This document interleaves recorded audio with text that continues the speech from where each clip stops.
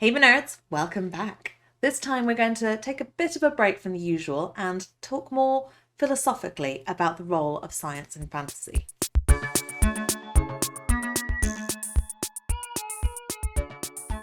Now, it's no secret, I'm a science nerd, but these days this really isn't anything special.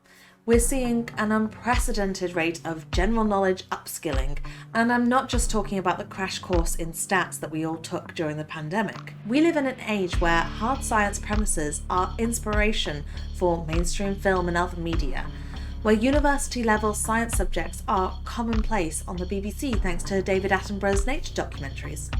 My mum called me just the other day, bubbling with excitement, telling me that she had just seen him talking about a fungus that lives underground and connects all the plants together, allowing them to communicate, like the Nexus does in my books. To which I had to say, yes mum, that's because that's what the Nexus is. It is that fungus. It was actually really incredible to see general public understanding about fungi reaching the point that I had to learn about when I went to university. It's also a sign that we need to start thinking very differently about the inclusion of scientific subjects in fantasy. Why? Because if the audience knows more than the author, then that's when we start to see problems.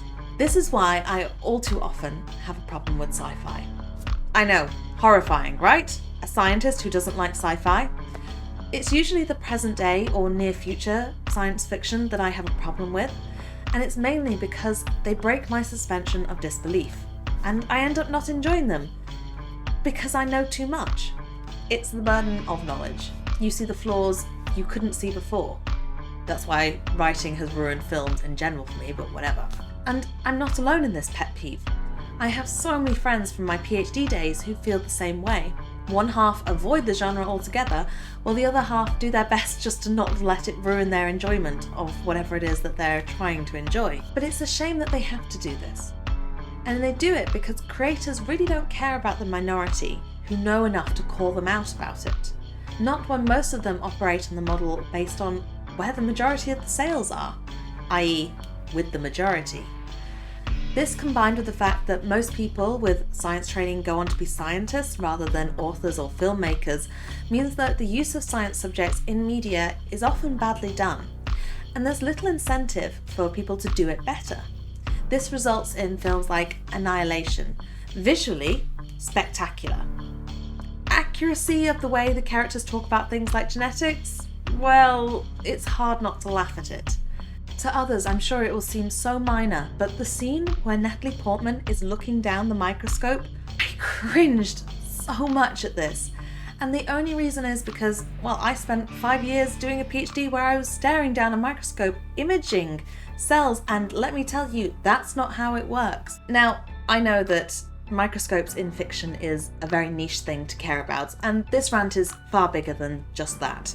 Trust me, this is a rant about why it's important to get science right in media. Whether that be the scientific methodology, the high-tech devices that you're using, or the niche subject matters. Why? Well, firstly, because it greatly reduces the chances that people will look back on this creation you have spent years crafting and laugh at it. This is an inevitable eventuality for most subject matters that we learn about, because as we continue as a society, our more mediocre understanding is replaced by something greater. Technology grows out of date. Our insight is outdated. And that's to be expected. It's part of what makes reading stories enjoyable. Reading Austen's 19th century take on natural philosophies helped ground the reader in the time period that she was setting her stories in, the same way that books based in the present day that don't reference texting or social media are an inaccurate representation of the time that they're in. If you have a character who is supposedly in the know about a particular scientific discipline, but you have them talking about bogus science or with an understanding of a technology that is out of date or just implausible, then all this is doing is misrepresenting the era that your story is set in.